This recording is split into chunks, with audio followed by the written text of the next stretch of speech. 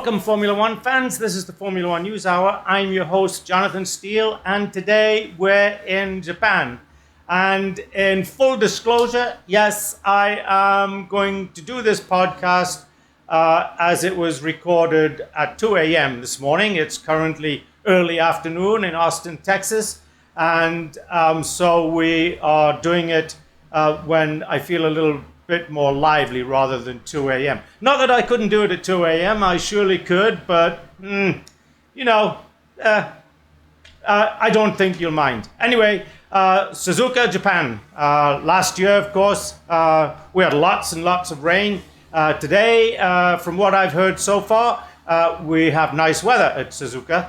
But before we get going, let's go ahead and thank our sponsors. Our sponsors, as always, are Thynology, a small data center in Austin, Texas, bringing all things technology to you. Cloud, private and public, co-location, disaster recovery, storage, you name it, technology-wise, Thynology has it for you. Please give them a buzz. Look them up on the internet at Thynology.com. That's Thynology.com. And of course, Moms for Liberty, the favorite sponsor of my own personally, because they're out there doing things just for you. That's you, all of the parents of the world out there, and I think most of us are. So they're out there, they've got about 300 chapters, and they want you to get involved in the school boards, in Parent-Teachers Association. If your teachers, get back into teaching. Let's get back to teaching our kids all the things they need to learn for when they get into adulthood and have to support themselves and hopefully their families, and not some of the garbage that is being taught in the schools today, trying to convince them that they're girls when they're boys and they're boys when they're girls. So please go to momsforliberty.org. And of course, allergies are a little bad today, but hopefully we won't have too many of them. And finally, our next sponsor, and then of course we've got our public service announcement, is Give, Send, Go. When you need any help financially through to a disaster that's happened to you in your life, the place that you need to go is Give, Send, Go. Or if you know someone that just needs help, or you've got a friend that needs help, or a relative, maybe it's some kind of organization. Here in my little subdivision, we wanted to raise some money to help take care of our ponds. So we went to Give, Send, Go. And you too should go to Give, Send, Go. That's givesendgo.com. givesendgo.com. And of course, ever since our interview with Sir Jackie Stewart, every week we have a public service announcement for his great organization, the Race Against Dementia. Folks, just about every family, and I'm sure if you're listening to this podcast or watching this podcast, that you too may have a family member, whether it be a grandma or a great auntie or an uncle or someone that is suffering or has suffered from dementia. So please go to raceagainstdementia.com. That's raceagainstdementia.com. The donations will become tax deductible by the end, excuse me, of 2024. Of course, we here at the Formula One News Hour have convinced ourselves that this is a great organization and have offered up a donation, and we would ask that you do too.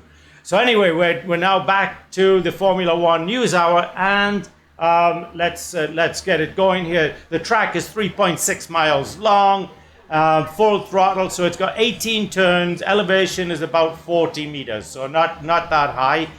Top speed is about 200 miles per hour, so not the fastest track, certainly on the Formula One circuit, but certainly a nice. All the drivers love it. Got the soft, the medium, and the hard compound tires, which is pretty normal. You know, they changed the compound of these tires, by the way, for each particular track. So Pirelli, who is the only tire deliverer for Formula One, and have been for a number of years. At one time, I know Dunlop was involved. In my day, in fact, Dunlop was probably the tire.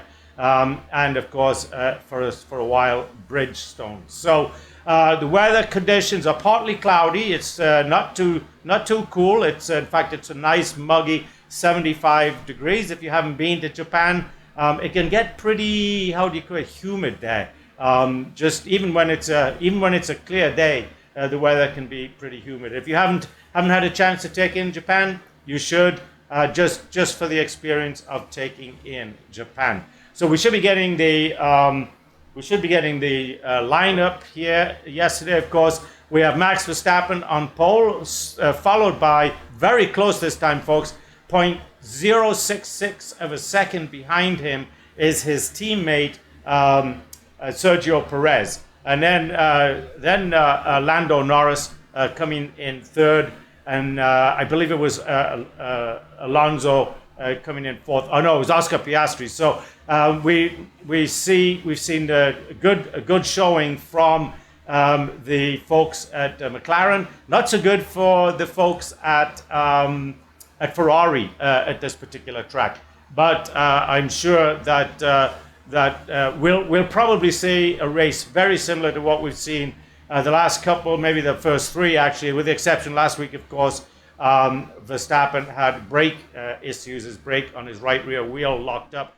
And so, yeah, I inadvertently pulled up a free practice there. So anyway, we have the race, and we're going to do the starting grid. Coming up, starting grid is while we watch all of the beautiful things in the background in Japan. Last place, Joe Granu, and next to him, Logan Sargent, who crashed out in free practice 1. And then Kevin Magnussen and Pierre Gasly. So nothing exciting coming out of Alpine. Then Lance Stroll, that's kind of strange. He had a good week last week. And then Esteban Ocon in 15th. And 14th is Alexander Albon, and then Valtteri Bottas. So not much changing back there. Nico Hulkenberg, and then Danny Ricciardo. Danny Ricciardo had a better practice session, better qualifying. In 10th place, his teammate Yuki Tsunoda, and then George Russell. And then 8th place, strangely enough, all the way down in 8th is Charles Leclerc, and next to him is Lewis Hamilton. Then we've got Oscar Piastri and Fernando Alonso. So I had a little bit of a mix-up there in the beginning. And then we got Carlos Sainz in 4th, who had a great week last week, won the race over there in Australia, and Lando Norris. And then in the front row, Sergio Perez and Max Verstappen. So probably going to take a little bit of the excitement away from the start. Let me get rid of the folks in the background there. Probably not going to be much of an exciting of a start, other than maybe for battle for second, third, and fourth, because I don't see that Sergio Perez is going to battle his teammate for the number 1 position going forward there. So I'm going to fast forward here a little bit, and we're in and watching the formation lap. They've got 229,000 people attended the race this weekend, which actually for Suzuka, that's not that many. Normally, I think they're up around 3.25.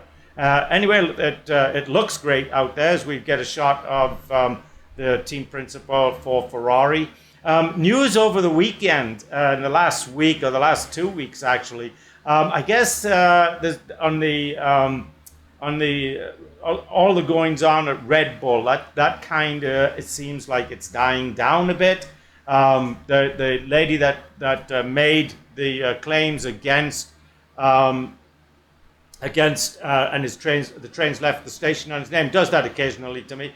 I think it's the 3 serious concussions that I had as a younger guy. Last one I was out for about 45 minutes. But anyway, she's threatening to appeal the dismissal of her claim. So we'll see how that goes. Another news, a lot of folks out there chattering about things that I've been chattering about, and that is who is going to be still around in 2025.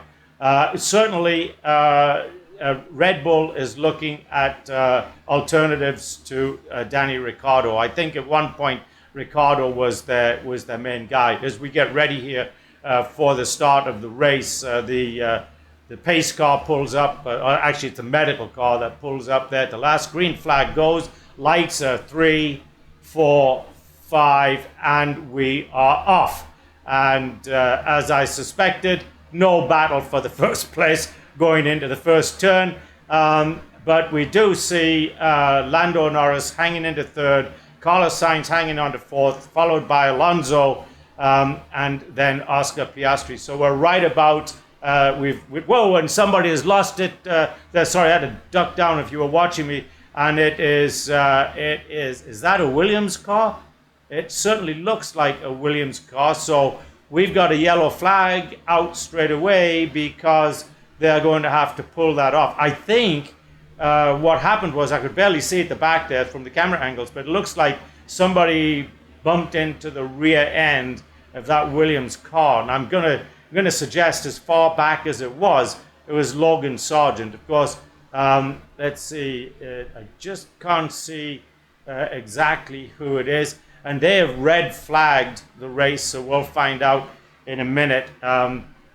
Red flag means this race is going to be stopped for probably, I don't know, 5 or 10 minutes while they get that car off the track. And I think because not one lap was completed before they had a red flag, I believe it'll restart again. And it looks like it is Alex Albon in the Williams that was out. And as I thought, it looks like Danny Ricciardo kind of touched his rear end there, spun him around, and he ended up going into safety wall. Fortunately, it doesn't look like that. Oh, there's two. Both of them are out. Danny Ricciardo, and now I'm just seeing two cars. They're so tightly packed together in the wall. Now that's a horrible day for Danny Ricciardo, because I was just about to state they're already looking for how do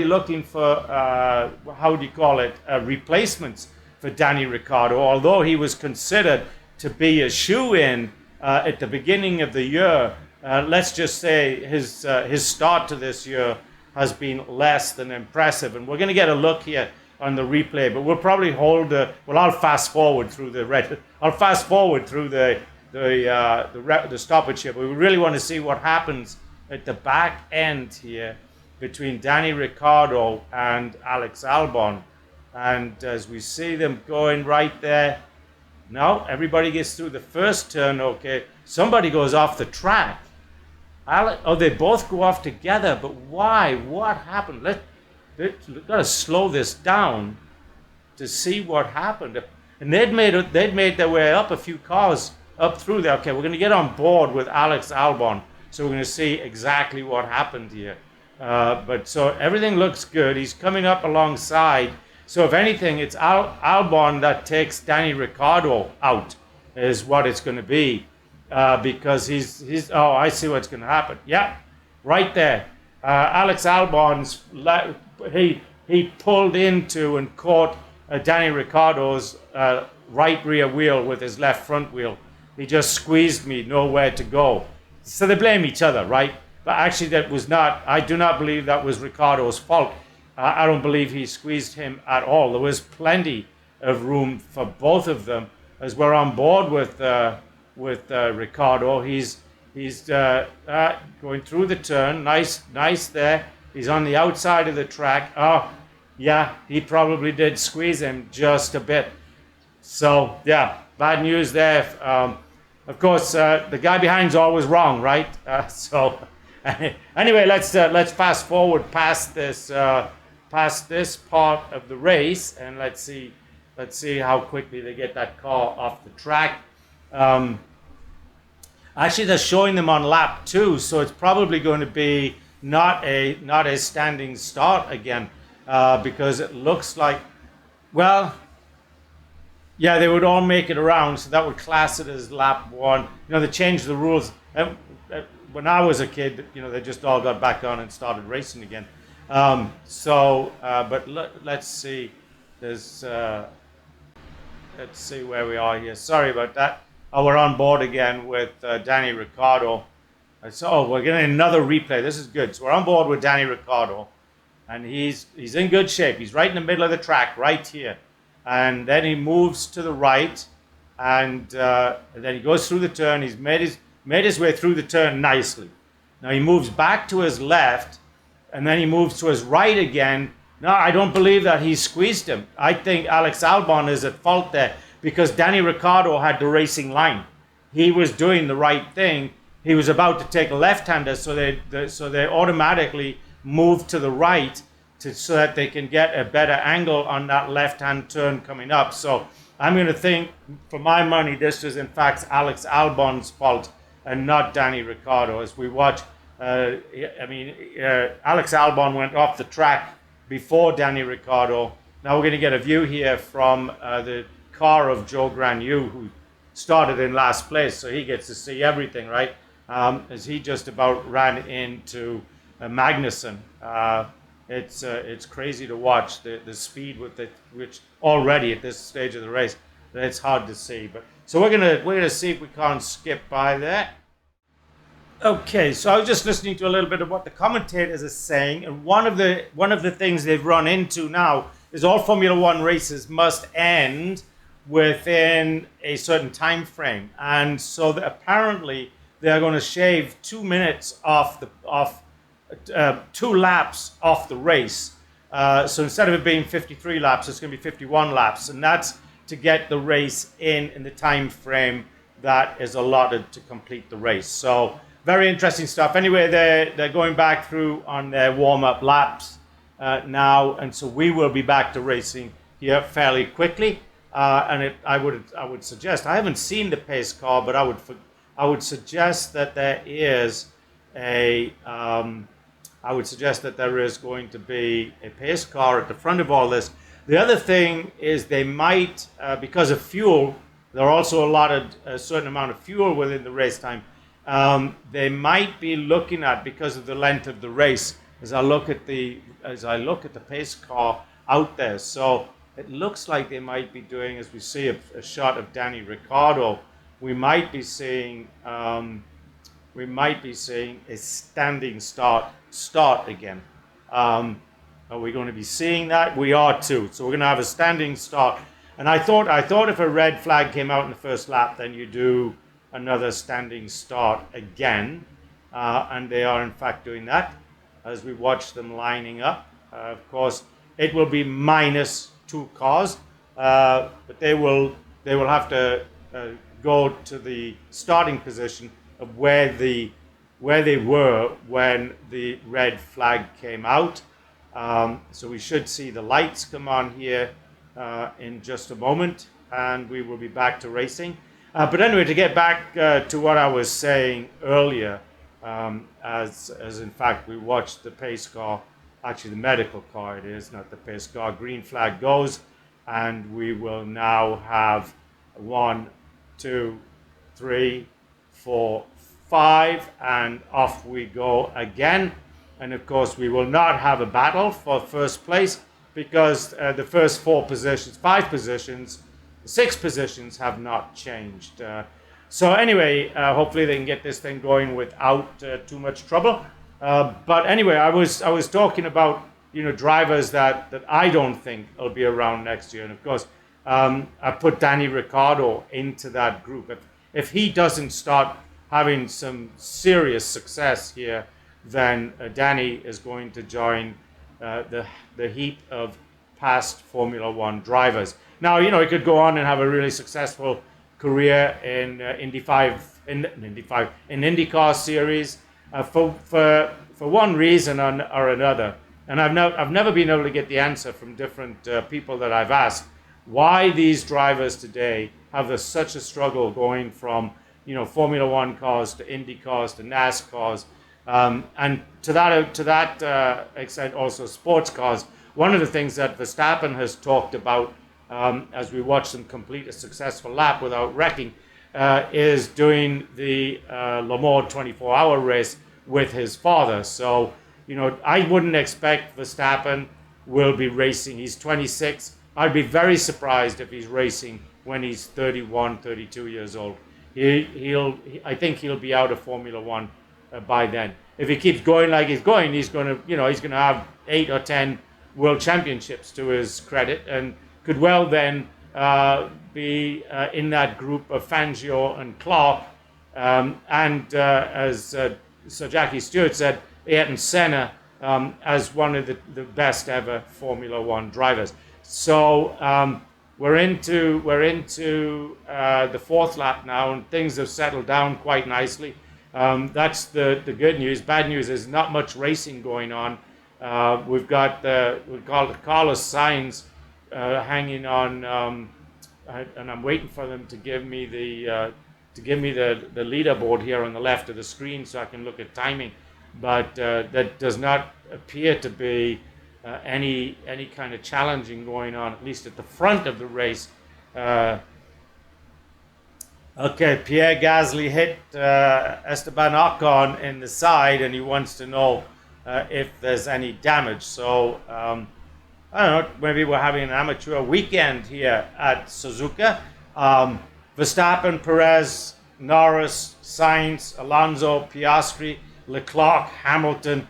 The only change is Yuki Tsunoda has put George Russell into 10th place where he was at the beginning of the race. But other than that, it's exactly the same. At the other end, it's pretty much the same as well. Logan Sargent's dead last. Then you got Hulkenberg, Joe Granu. Joe Granu's moved up from last to 16th, but he's essentially moved up 2 places because two cars are out. Then Magnussen, Gasly, Stroll, Bottas, and Ocon. So, Gasly and Ocon are doing a little better this weekend, so we'll see. They had some upgrades to the car. So did the Aston Martin, by the way. And Lance Stroll is up from what was 17th. He's up to 13th now, as Valtteri Bottas has taken over the 11th position. So that car must be handling very nice for Bottas, because he started about 16th, I think. Joe Granu was all the way at the back.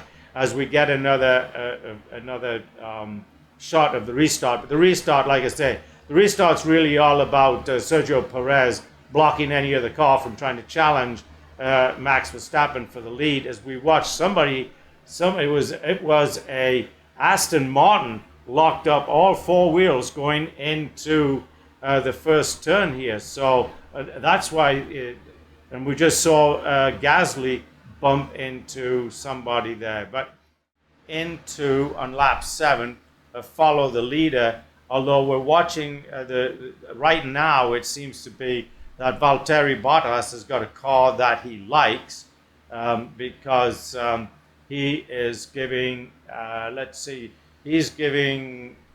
oh no, what happened? He's dropped down to 17th.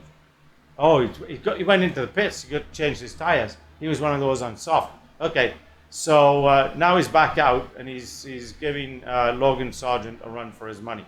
Current tire pit window 9 to 14. We're on 7. So Valtteri Bottas came in early, and he's out on the hard tire.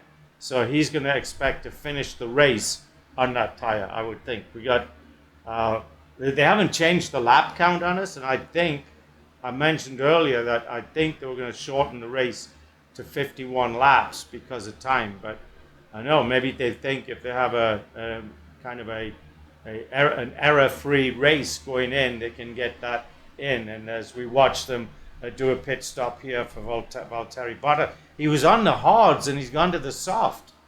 Very interesting. Very interesting. What is he doing? Very interesting strategy right there. Okay, so let's get back to, so we've got Logan Sargent out. We've got potentially Ricciardo out. I think we're going to have Liam Lawson. I know for sure he's going to be in 2026, but I think we're going to have Liam Lawson and then Ollie Behrman, the guy from last year. I think we're going to actually see them in 2025. So the other guy that I'm predicting will be out will be Joe Granu. Joe Granu has done nothing from day one. I don't think he's ever scored any Formula One points in the 3-4 years that we've been doing this podcast. We've only been doing the podcast 2 years, but watching him before that, I don't believe he's scored any points. The other guy that potentially could be out is Esteban Ocon, because he is quote unquote the number 2 driver at Alpine and just has not done not much. And of course, this will be the last year for Kevin Magnussen. The guys at Haas, if Haas even owns the team going into next year, I would not be surprised to see that Haas team renamed the Andretti team. I'm sure there is a lot of negotiations going on the back, and so Sainz said Lando is struggling. Let's see, Lando, yeah, he's gained a little bit on him. He's almost up to DRS. He's at just outside 1 second. Now he's just inside. So now he does. In fact, I'm looking at his car and he's got DRS wide open. So something that Lando Norris is struggling with at this stage of the race. It's going to be tires. Normally here at Suzuka, the temperatures are fairly low, right? This is a fairly warm day as we watch the Williams car of Logan Sargent trying to get past Pierre Gasly. Sargent currently in a 14th position. But anyway, we're going to see for certain. What have I got now? 4 or 5 drivers that I don't think will be around next year. And folks, don't count Lewis Hamilton as one of. I know. He's just signed a big contract with Ferrari. Blah blah blah blah blah. But Lewis Hamilton is not showing anybody anything and hasn't for the last 2 to 3 years. He's a middle of the pack driver. So if I'm Ferrari, do I want Ollie Behrman driving for me? Who, by the way, in his maiden trip in a Formula One car, finished 3 places ahead of, as we watch who I think is one of the most brilliant people on the Formula One circuit, and that is the strategist for Red Bull, Hannah Schmitz. And of course, last year she got the Engineer of the Year award. So Verstappen, who's got a 17-second lead, 17 seconds in 17 laps. He's doing a second a lap better than any other car on the track, other than his teammate. And Perez is quickly making. He's making up a second a lap on Lando Norris. Lando Norris has got DRS on Lewis Hamilton. So we're going to quickly be back to, and Lando Norris now is going to go past Hamilton on the outside. And Hamilton has no other option than to let him through. So Lando Norris is back in 4th. Verstappen came out in 3rd. But that won't last very long. Leclerc is currently leading the race. Leclerc has not stopped for tires yet.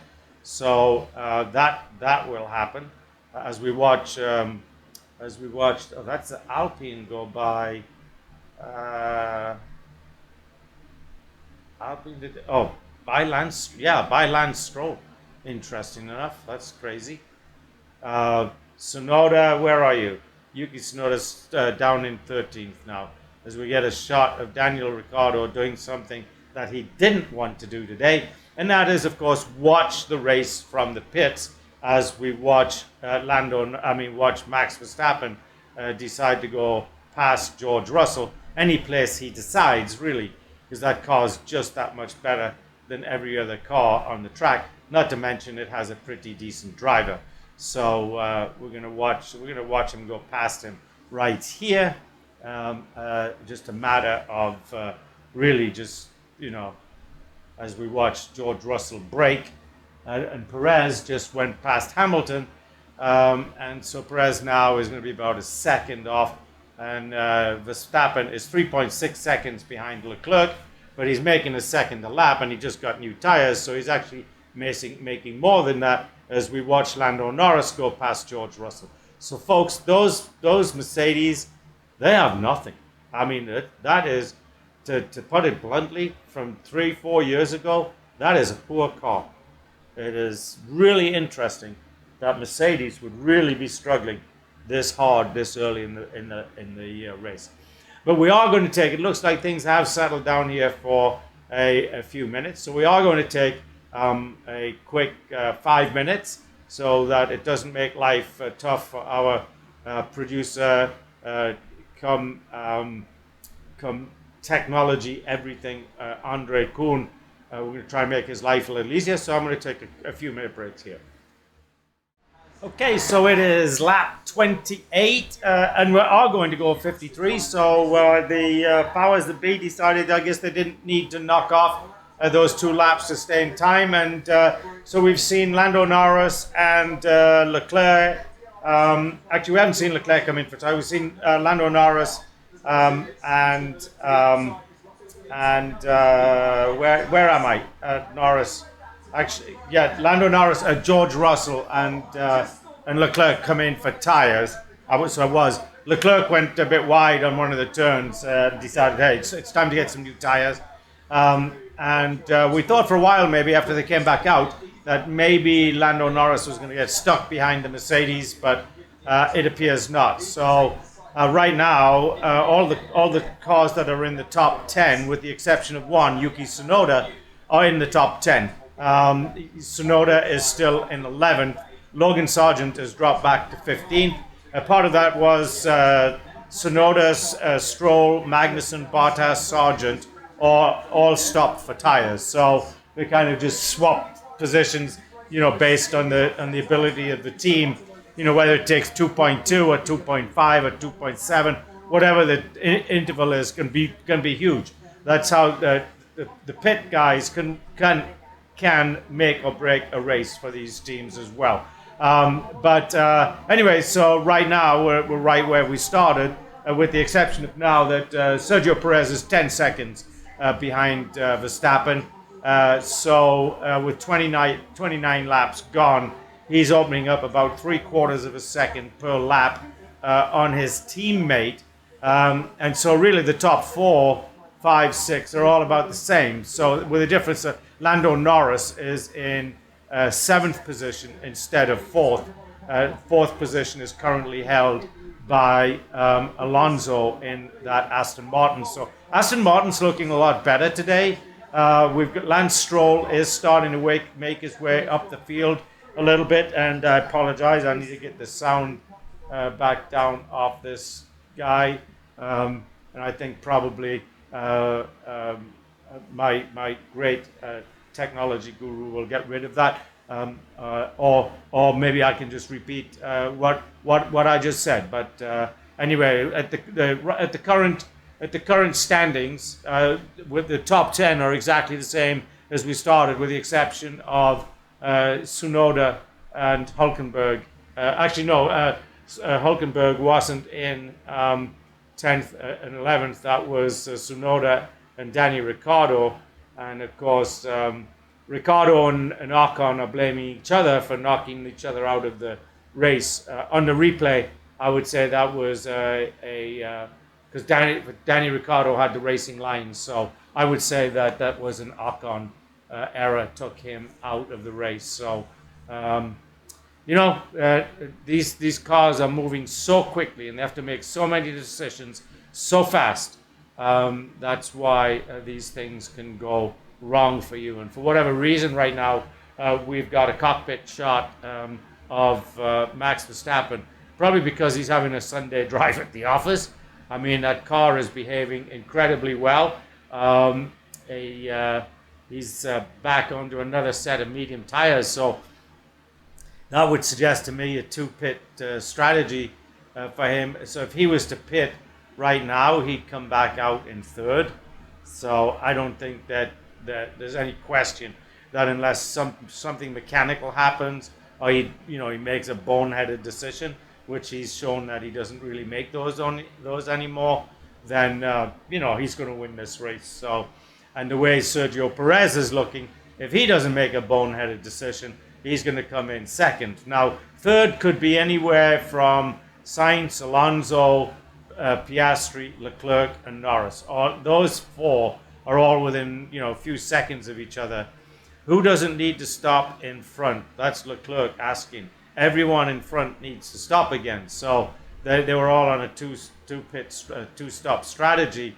Now Leclerc is on a hard tire, so he does not have to stop again. Lando Norris does not have to stop again.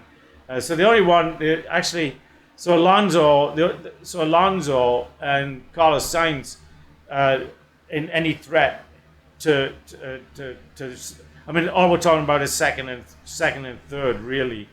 So Piastri, Leclerc, and Norris, any one of those 3 could end up 2nd because they're on hard tires, and all of the rest have to stop. And Perez right now, if he had to stop, would come out in 5th on a new set of tires, and they'd probably bring him in with 10 to 15 laps to go, so he'd have plenty of time to make up 5 or 6 seconds that he would find himself behind the 3rd place car. So I think pretty much first and second's decided. The position's still left to be decided. This assumes that it just keeps going as we watch Oscar Piastri lock up his tires and go across a corner. Something happened there to him. He came into that corner too hot. What did that do to his position? He can't change positions. So let's see. Where are you, Oscar? Oh, fifth. So he's same place.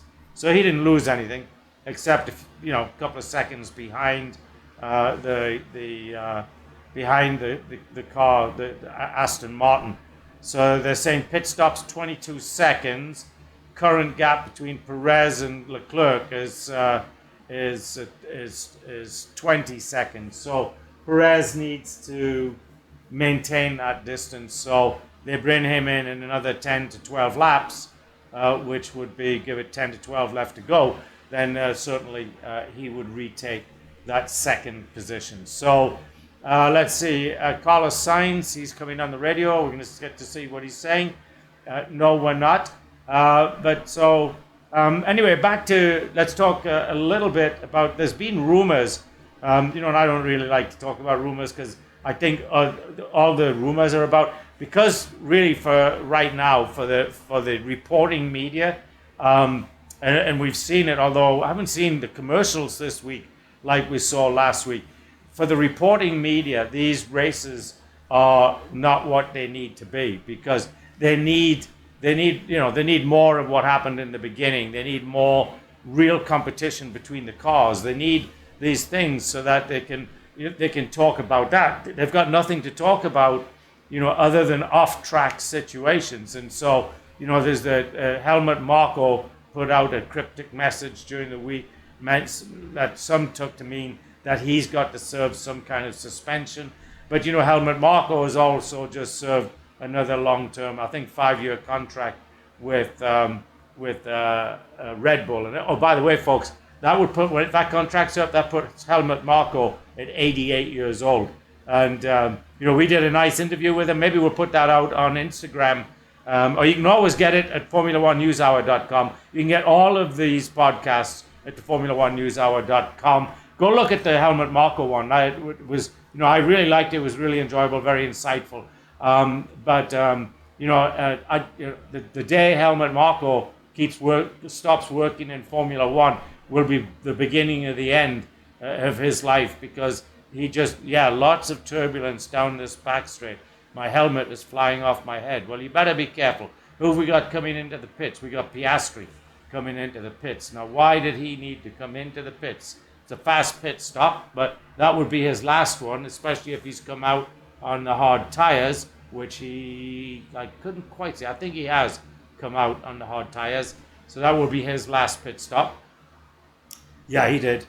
The hard tire. You can tell the color of the tires because they got a color. They got red. They have red, white, and yellow on the wall of the tire that tells you what it is. As we're watching a little DRS train here between. Who is that? That is Hulkenberg. Yeah, Yuki Tsunoda, Lance Stroll, and Hulkenberg. And Hulkenberg will get past here because he does not have DRS. And Yuki Tsunoda, pit lane infringement under investigation. Lance Stroll, as Yuki Tsunoda just got past Hulkenberg and now has got himself into some points position. He's back where he started the race. So a very nice drive for day. Box. They're bringing Perez in now, which is kind of interesting. They're bringing Alonso in. That's not. He was on medium, so that's pretty much a given. But why did they bring Perez in now? As they put him back out. That's interesting. They put him back out on the medium again, I think. Perez. Yeah, no, hard. They put him back out, and also they put Alonso out on the hard. So Perez is just a tenth of a second behind Norris. So he is, let's see, he's only 2-3 seconds behind the Ferraris, and Sainz is on medium. So that's a given. He's going to be past him. So Yeah, they did brought Perez in a little sooner as we watch Valtteri Bottas report him weaving from Magnussen. So Magnussen was weaving backwards and forwards across the track, which you're not allowed to do. And so anyway, they're bringing Valtteri in for new tires, so it's kind of a mute point, but he should be reported for that. But what is going on here? Somebody's doing Verstappen box. So they're bringing Verstappen in. He will come out in third position. So then Sainz will box. So Perez will be quickly. He's going to be in fourth in just a minute. No further action on Lance Stroll for infringing. As we watch Perez just deciding exactly when it is, he's going to pass Lando Norris. It won't be long as we watch Verstappen, as I said, come out. He's come out in second. He's oh yeah, that's right, because it was and he just passed. In fact, no, sorry, that Sergio Perez has just gone past Norris, so he's in fourth. He's 2 seconds behind Leclerc, so he's going to be back up in second in about 3 to 4 laps, and then we'll just be fighting over who is going to be finishing in the third position. My guess right now is going to be Lando Norris. I think that the McLaren is a slightly better car in race than the Ferrari. Leclerc is. Oh, bless me. Sorry, excuse me. They're going to box him. Let's box soon. I think I'm going to lose time here. Right, because the longer they keep him out, the shorter his lead gets on Verstappen, which right now is probably about 15 seconds. Oh, well, I was a little wrong about that. It's 4.2 seconds, and Perez is about to pass Leclerc. Verstappen has just put a lap down on one of the Alpine cars. Didn't see exactly which one that is, as we watch now Perez getting ready to put Leclerc back down into fourth position. Perez has fastest lap, and he's just gone past Leclerc, so now he's comfortably into third, and pretty soon he'll be comfortably into second. So like I say, all we will be talking about here this afternoon is who's going to be third. So let's see what's happening with Carlos Sainz. Something must have happened because, I see, he lost it. But he didn't lose time. He managed to, whoa, who is that? That's another Ferrari having trouble. Is that Leclerc? Oh, I see what it was. It was Sainz before he cut the corner off. He lost it going into the corner. So that's not good at all. Yuki Tsunoda is 27 seconds behind Piastri. He's going to finish 10th, unless something drastic happens ahead of him. Because everybody can go in, change tires, come back out, and still be ahead of him. And they'd be on fresh tires. So like I said, the only thing that's to be determined in this race now is who is going to come in third. Because first and second is determined. That's wrong. They're saying Yuki Tsunoda started 12th. He didn't. He started 10th. As Sainz now comes into the pit lane. Let's see, where's he going to come out? I think he might come out in 5th or 4th. 5th. He's going to come out in 5th, just ahead of George. No, he's going to come out in 6th. So he's going to be, he's going to be about a half second behind George Russell. So, oh no, he's in 7th. Whoa, that was a disaster.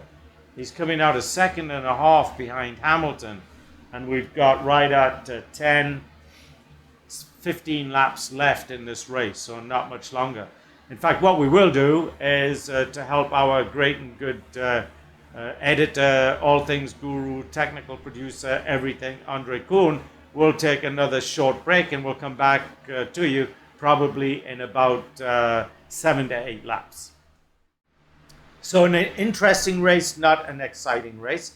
The bad news, of course, for Danny Ricciardo, which is not going to help his image within the Red Bull racing field. Of course, one of the things that Danny Ricciardo does have going for him is Helmut Marko, because Danny Ricciardo used to be, for those of you that just maybe joined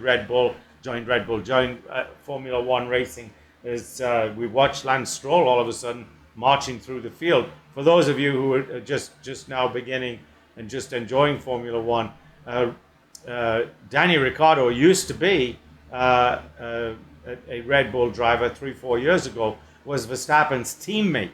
And the reason was Ricciardo, like Verstappen, came through the Helmut Marko driving academy.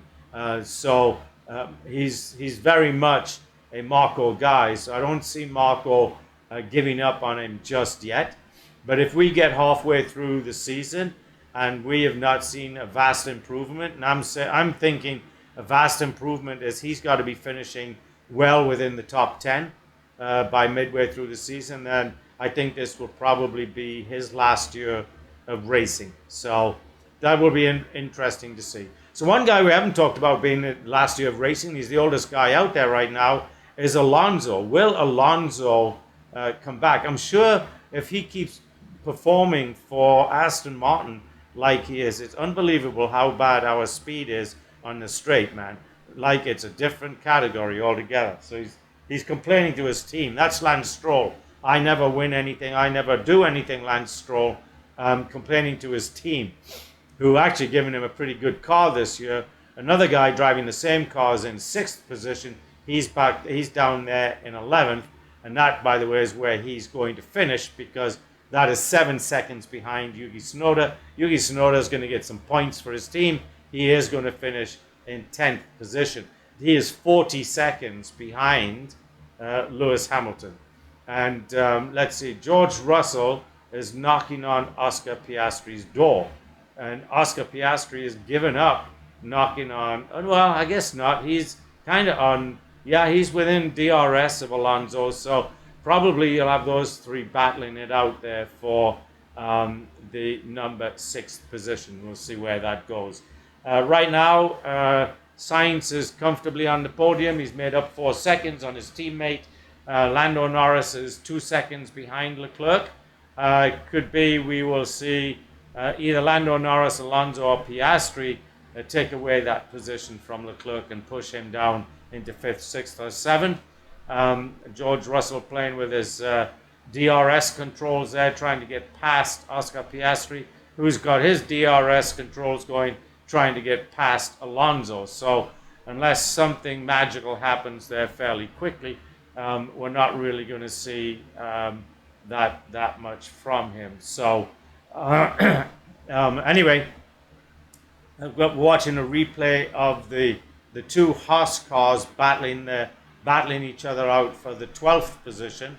Don't know why it really matters. It's not going to give the team any points, and not really going to give them any points. But anyway, they decided that would be a good thing to do with basically 4 laps to go. So we're getting a vote driver of the day, and of course Leclerc is getting a vote for driver of the day because he's the only driver that's been out there on a one-stop strategy. Everybody else has done a 2-stop, and so that means he's done a wonderful job of taking care of his tires. So he gets full marks for doing that. If you wanted me to give a driver of the day, I'm probably going to go with Alonso because he's pinned in between those McLaren cars, which are better cars, and yet he's managed to hold his own position there. As we watch George Russell trying to get past Piastri and doesn't do it, just about forced Piastri off the track, so had to back out, and now he's got DRS, and Piastri's got DRS. So and the Ferrari, the Mercedes, is not that much better a car. So they'll battle that out. You know what's going to happen? Every time George Russell gets into one of these battles, guess what? George Russell flips out, hits something, and wrecks the car. Remember last week? Wrecked the car. Remember a few weeks ago? Wrecked the car. Yeah, he gets into these close battles, and then last week he blamed Alonso for taking away his downforce. If he loses it this week, what will it be? And he just forced Piastri off the track again, bumped wheels with him. So Piastri didn't gain any position, didn't lose any. But watch right here. He hits Piastri's right front wheel with his left front. So too much more of that. One of them's going to crash, and it's not going to do either one of them any good. Right there. In fact, the guy that came off worse for that is George Russell, because it bent his front air spoiler. So he's going to end up with a little less downforce on that car. So all of a sudden we've got the most exciting piece of the race as we watch. I believe it was Stroll. No, it was somebody. Piastri radio. He didn't give me anywhere to go in the chicane. I had to cut. That's okay, buddy. You did. He's right. He didn't give you anywhere to go. And so now we're watching. We got a little lapping the cars going on right here. And George has backed off just a little bit.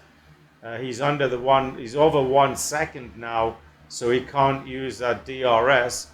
Hoping here maybe he got maybe, you know what might have happened here? Remember I told you he wouldn't have the downforce on the front of that car anymore because he bent that front spoiler, and that looks like what that might have happened, because Piastri now, no, he's gained it back. I spoke too soon.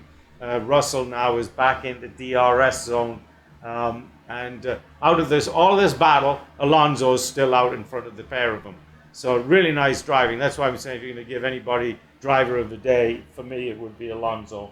But anyway, we never didn't get. Will Alonso still be in Formula One next year? He'll be 42. That's really pushing the years there for a Formula One driver. And it's amazing to me. I mean, he is a better driver at 42 than Hamilton is at 39. Now they're very close in age, and of course, they're both world champions.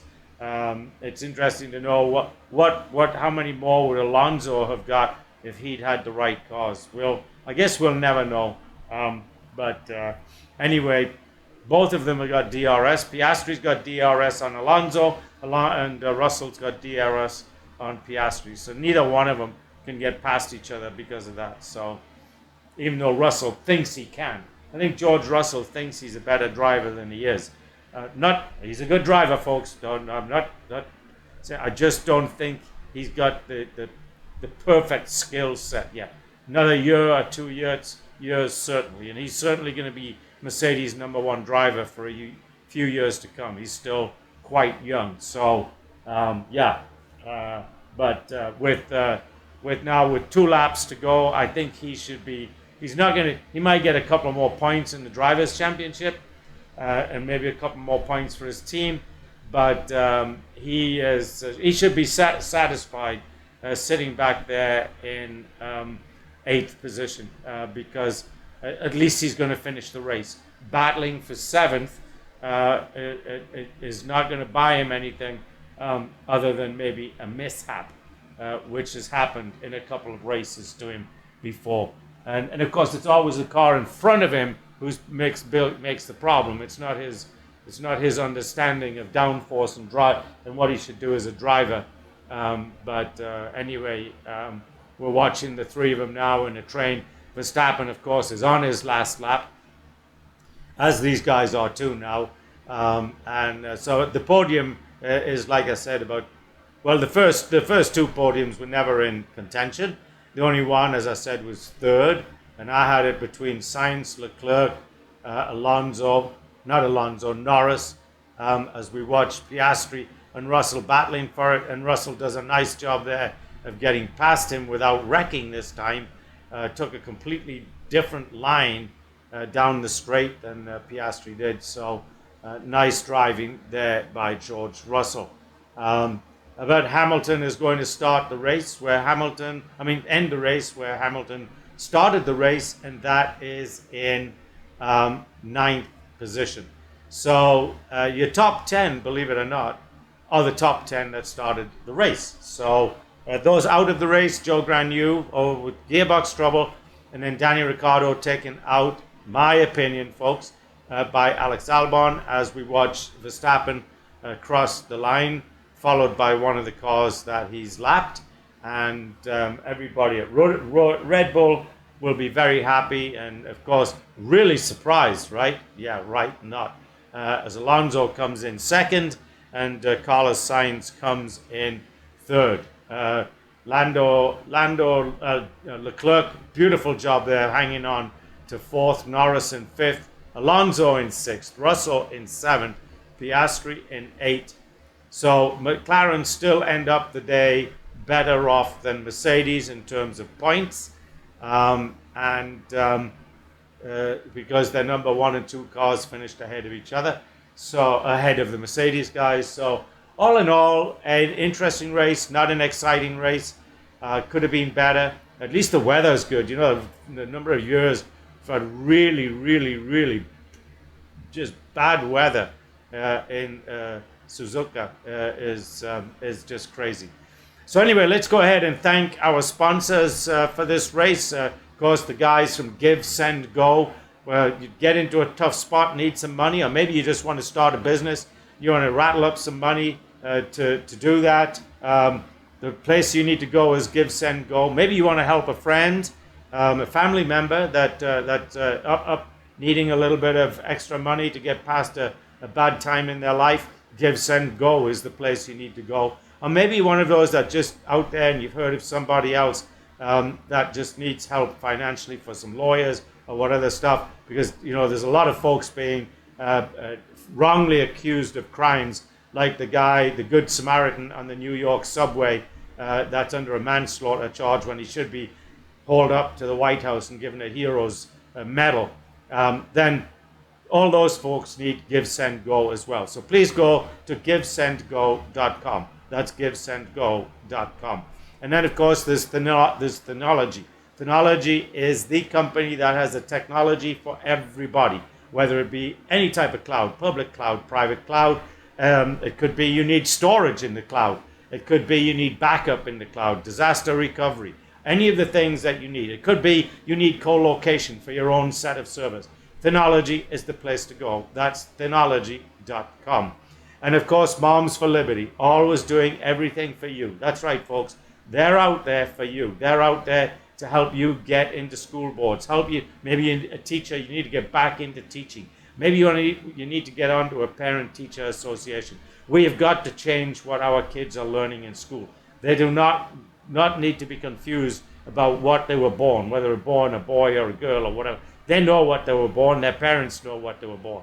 Well, most of them. You get the oddball out there, but yeah, you do. They got one in Dallas, Texas, not far from a mother that thinks her little girl is a boy. She's a doctor, for heaven's sake. Anyway, folks, go out and help the folks at momsforliberty.com. That's momsforliberty.com. And of course, everybody, we need to support a wonderful organization set up by Sir Jackie Stewart. His wife suffers from dementia, so he created the Race Against Dementia. We need you to go out and help donate to Race Against Dementia. They've got some of the best scientists in the world trying to solve the puzzle of what is dementia and come up with a cure for it for those folks that potentially have it. And maybe not just a cure, but maybe we can come up with a vaccine where you just won't get dementia at all. Finally, we want to thank our great and good all things technical producer, everything to everybody here at the Formula One News Hour. We want to thank Andre Kuhn. Thank you, Andre, for everything you do. This is Jonathan Steele signing off till the next weekend on the Formula One News Hour. Have a great week, folks.